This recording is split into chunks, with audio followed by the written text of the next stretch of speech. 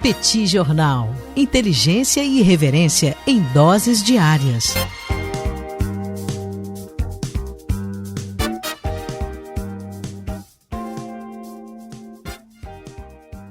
Olá, gente. Bem-vindos, bem-vindas ao Petit Jornal. Esse é o bate-papo número 1129. Estamos gravando numa live no YouTube do Petit Jornal. São exatamente 9 horas e 19 minutos da segunda-feira, 17 de agosto de 2026. Cá está a dupla de costume, a dupla que você conhece de cor. Tanguy, o Bagdadi, animado, contente, preparado, revigorado, resiliente, retumbante, descansado, tarifado, muito tarifado, afogado em tarifas está o professor Bagdadi e deprimido, preocupado, muita insônia, viciado em brigadeiro de colher em função das múltiplas preocupações do cenário internacional que nós temos observado. Mas fica aqui o nosso agradecimento, o agradecimento a você que nos acompanha aqui no Petit Jornal e acaba vivenciando conosco esse mundo pantanoso e de múltiplas incertezas. E temos também Daniel Souza, que é esse que vos fala. Ao longo dos próximos minutos, vamos repercutir os principais acontecimentos internacionais das últimas horas e começamos falando sobre Donald Trump, mas eu acho importante registrar que muita gente tenta encaixar Donald Trump numa caixinha. Ah, porque o Donald Trump é isso, o Donald Trump tem uma ideologia X, tem uma ideologia Y. Não. Donald Trump está muito avant la lettre. Todas essas questões menores, todas essas questões realmente diuturnas. Tudo bem, professor Bagdadi, vamos a isso? Tudo bem, Daniel Souza com S. Vamos lá para esse bate-papo 1129 que começou com Daniel Souza utilizando as expressões, abro aspas, avant la lettre e diuturna. Porra, você não imaginou que você ia começar a sua segunda-feira dessa maneira. Esse aqui é um podcast diferenciado. E Daniel Souza deixa aqui as boas-vindas a todo mundo 100% improviso. Porra, isso aqui é loucura. Isso aqui a gente não lê, a gente improvisa na hora. Aqui não tem teleprompter. Ô, Daniel Souza, queria dar as boas-vindas aqui a todo mundo que está acompanhando a gente. Sejam todos muito bem-vindos. Um prazer estar aqui nesse episódio que começa, né, que inicia, que abre a nossa segunda-feira, nossa semana. E, Daniel, eu queria começar o nosso episódio de hoje dizendo que eu não estou entendendo mais nada. Estou completamente perdido. As pessoas ouvem o Petit Jornal para tentar encontrar explicações, eu só tenho dúvidas a oferecer. Donald Trump, Daniel, foi para Truth Social, né, para fazer lá a postagem dele, o tweet dele. Vamos simplificar, foi fazer o tweet dele. E eu preciso ler, Daniel, porque eu não tenho como explicar isso aqui sem uma leitura, até porque eu não entendi muito bem aonde que isso vai chegar. Disse ele, com base no meu relacionamento muito bom com Kim Jong-un, da Coreia do Norte, não estou satisfeito com o fato de os Estados Unidos terem, há muito tempo, concordado em participar de exercícios militares conjuntos com a Coreia do Sul. A última vez que eu tinha conferido, a Coreia do Sul era aliada dos Estados Unidos e a Coreia do Norte era uma grande ameaça aliada, inclusive, da Rússia. Mas pode ser que eu tenha me perdido em algum momento aqui, tá, Daniel?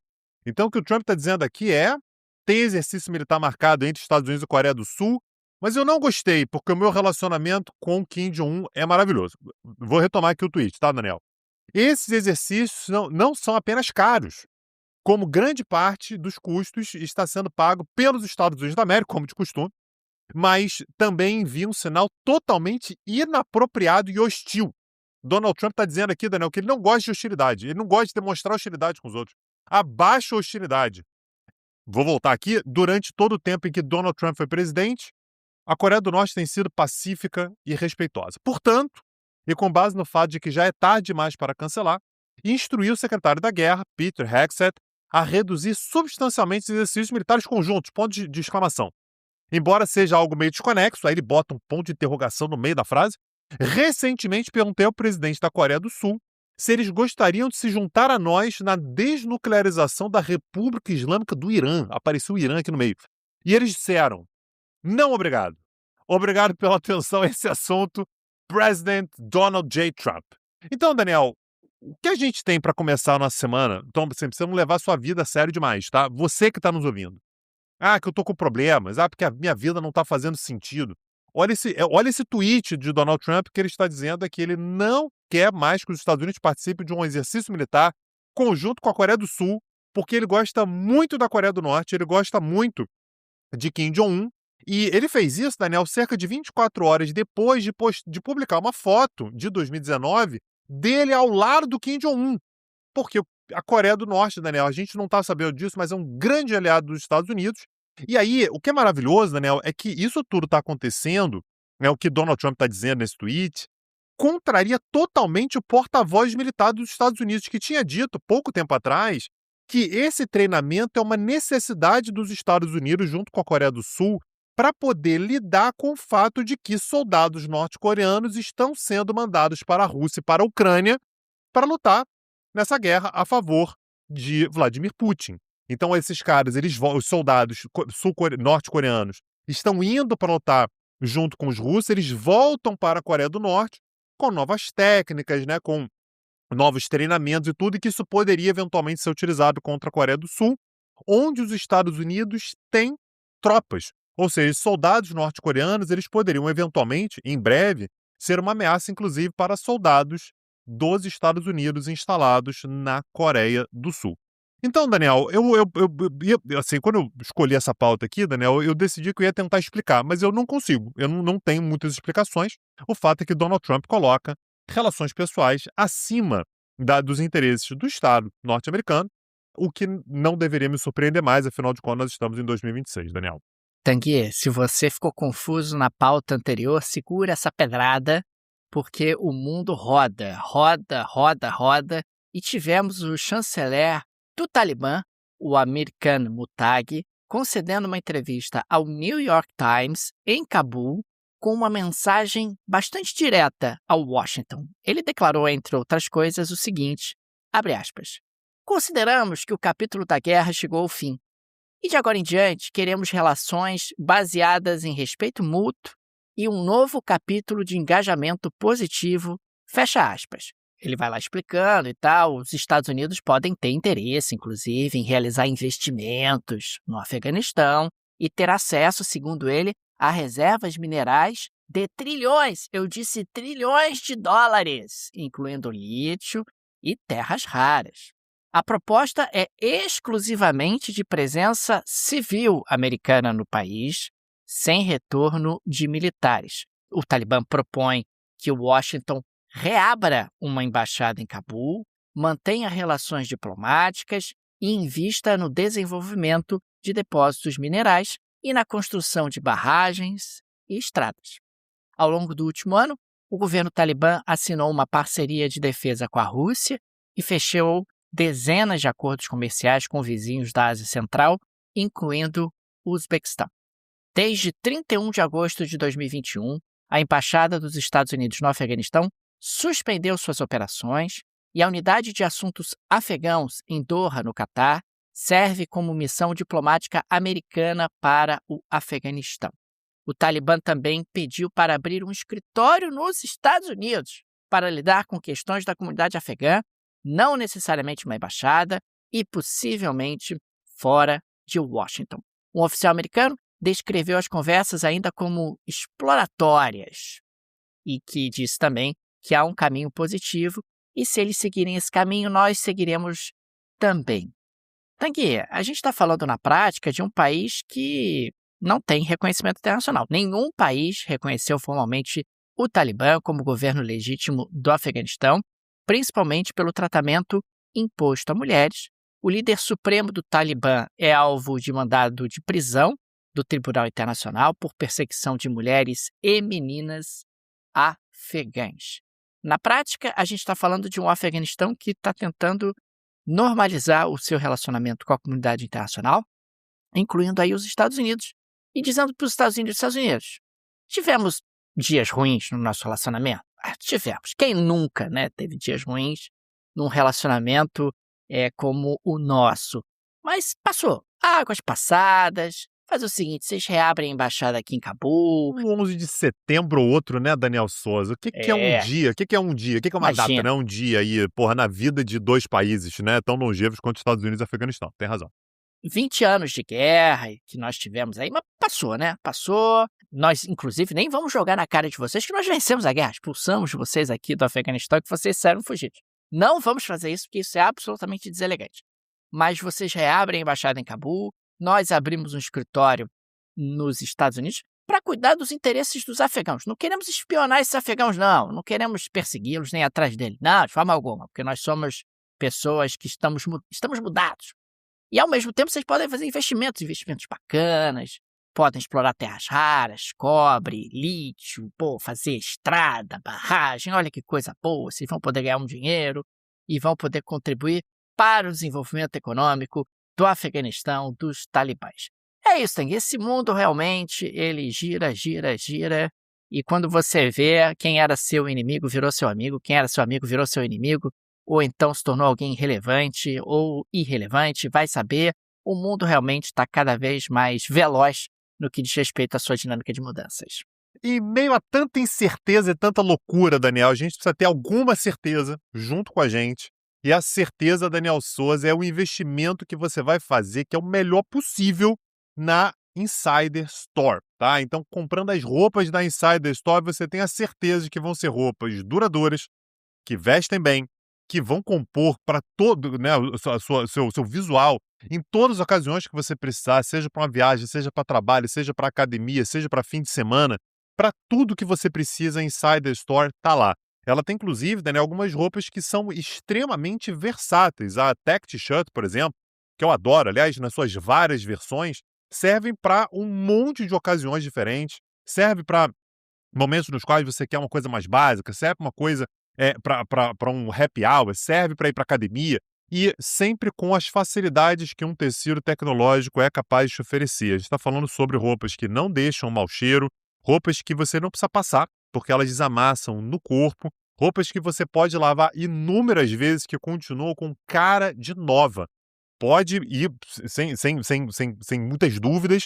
E o link na descrição desse episódio te dá, inclusive, um desconto. E, aliás, até o fim desse mês agora, Daniel, frete grátis a partir de R$ 399 em compras e brindes cumulativos. Você vai comprando lá e você vai ganhando brinde, além de ajudar o Petit Jornal.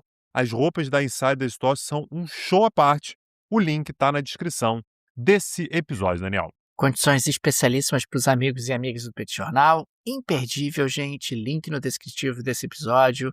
Clique, conheça, experimente as roupas da Insider Store, roupas tecnológicas para todas as necessidades do dia a dia. Daniel, a gente vem falando bastante sobre esse recrudescimento, né? Essa intensificação da guerra entre Rússia e Ucrânia. De fato, essa guerra ela vem ganhando um novo impulso ao longo dos últimos meses. E houve sempre, desde 2022, desde que essa guerra começou, o medo de que essa guerra pudesse tragar a OTAN para dentro do conflito. Tanto é que a Ucrânia algumas vezes já pediu para a OTAN para entrar na OTAN, né, para ser admitida na OTAN, e a OTAN sempre diz, olha, Ucrânia, legal e tudo, mas não tem como, porque isso significaria um compromisso da OTAN em lutar contra a Rússia no momento em que a Ucrânia fosse agredida, e isso vem acontecendo de forma constante desde 2022. Agora, a gente não pode dizer, Daniel, não pode mais dizer que a OTAN ela já não esteja envolvida, inclusive do ponto de vista territorial, nesse conflito. Que os países da OTAN estão oferecendo ajuda militar para a Ucrânia, isso não é uma novidade, mas a gente teve só um exemplo, tá, Daniel? Isso aqui é um caso, eu vou mostrar como é que isso aqui não é um caso isolado.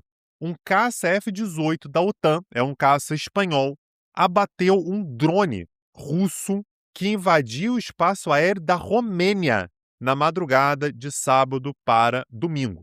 A Romênia é parte da OTAN, logo, se há um ataque russo ao território romeno, teoricamente deveria haver uma reação da OTAN como um todo contra a Rússia, e essa foi a quarta interceptação no país, somente na Romênia, ao longo desse ano.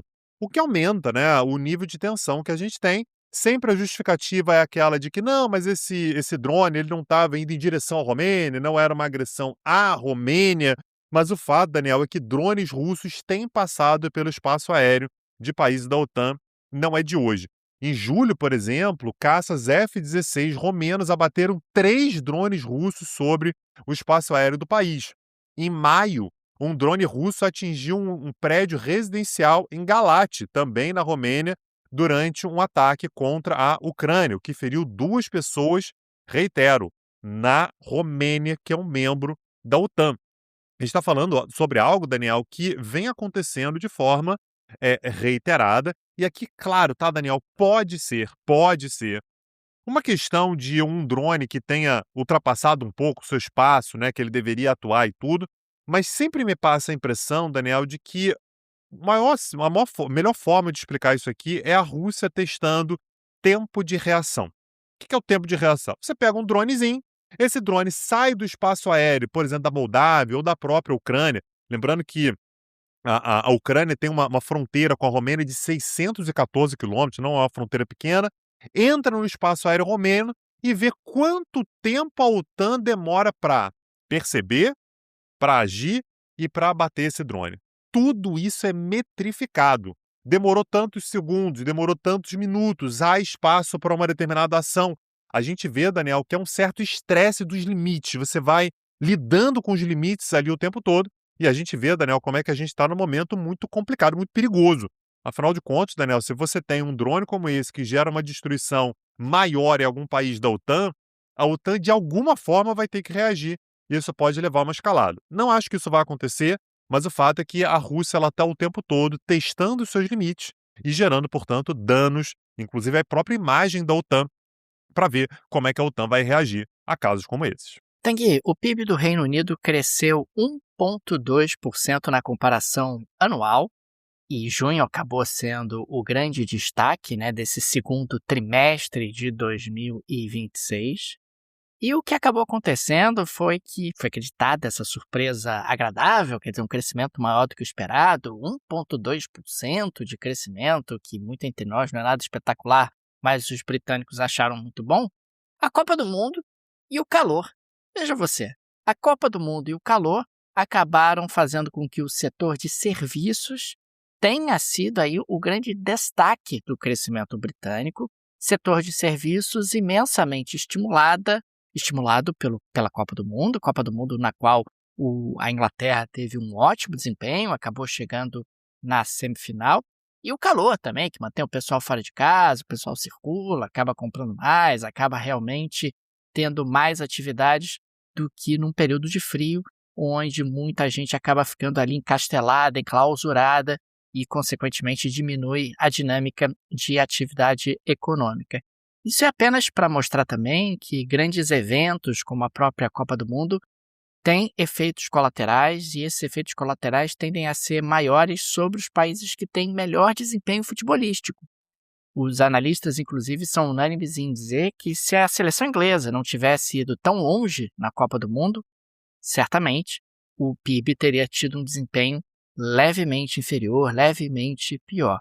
Mas como você acabou tendo um bom desempenho, isso melhora as expectativas, torna as pessoas mais otimistas, expande consumo, tem impactos positivos sobre investimentos e a economia acaba crescendo um pouquinho mais.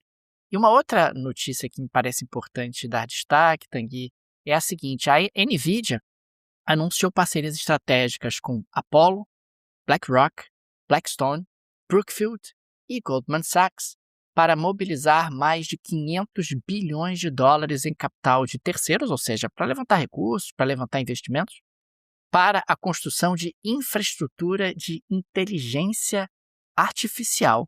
Ou seja, a gente está falando de uma empresa que já é uma empresa bastante capitalizada, uma empresa que tem um valor de mercado muito elevado e que está querendo ir a mercado, levantar essa montanha de dinheiro para investir em infraestrutura de inteligência artificial, justamente para se manter na liderança, justamente para manter ali uma posição de destaque. E essa notícia ilustra como é importante para o desenvolvimento tecnológico você ter um mercado de capitais desenvolvido, você ter poupadores, você ter dinheiro ali circulando com regras claras e com mecanismos de incentivo bem calibrados, porque empresas querem crescer, empresas querem fazer seus investimentos e, para isso, precisam levantar recursos de terceiros, de investidores, recursos que vão ser utilizados justamente nessa ampliação na sua capacidade produtiva, ou então no desenvolvimento de novas tecnologias, ou as duas coisas. Enfim, a gente está falando de um ambiente que é fundamental para que você tenha aí a capacidade de levar a economia à frente. A economia dos Estados Unidos, o mercado de capitais americano, ele é, em particular, bastante eficiente no que diz respeito a atrair poupança do mundo todo, atrair recursos de investidores e de poupadores do mundo todo, e empresas que se capitalizam nos Estados Unidos acabam tendo essa facilidade. Essa montanha de 500 bilhões de dólares é muito impressionante. E essas empresas parceiras, na prática, elas são as captadoras, né? Elas recebem aportes de poupadores, de investidores, e oferecem para esses poupadores e investidores a possibilidade de injetar recursos na NVIDIA e, consequentemente, fortalecer a empresa e a sua capacidade realmente de realizar investimentos. Daniel, na Geleira Shakira de hoje eu quero trazer a nossa conversa de volta para o Reino Unido. Você falou sobre crescimento da economia e tal, mas teve uma informação que você não trouxe e que você não vai terminar esse episódio sem trazer. Me conta, Daniel, o que aconteceu nos últimos dias aí no Reino Unido? Tanque, há algumas semanas nós falamos aqui no Petit Jornal sobre uma eleição fora de hora pela cadeira de Clacton, no leste do Reino Unido, no leste da Inglaterra. O Nigel Farage, sempre ele, do Partido Independentista, acabou na prática renunciando ao seu assento no parlamento e concorrendo de novo ao mesmo assento, justamente para afastar ali um escândalo em relação a doações de um magnata dos criptoativos, uma história absolutamente esquisita, que gerou ali um desgaste muito grande. O que ele pensou? Vou renunciar, vou me candidatar de novo à mesma cadeira, vou ter uma vitória avassaladora e calarei a boca dos meus críticos, mostrando que eu sou alguém muito popular. E o que acabou acontecendo foi que nem conservadores, nem trabalhistas lançaram candidatos para disputar essa cadeira com o Farage. E o que nós observamos foi que o seu grande opositor foi um comediante, e eu falei sobre isso há algumas semanas, o comediante Cara de Lata de Lixo. E o Cara de Lata de Lixo teve 26,7% dos votos. Fica aqui os nossos parabéns, as nossas congratulações.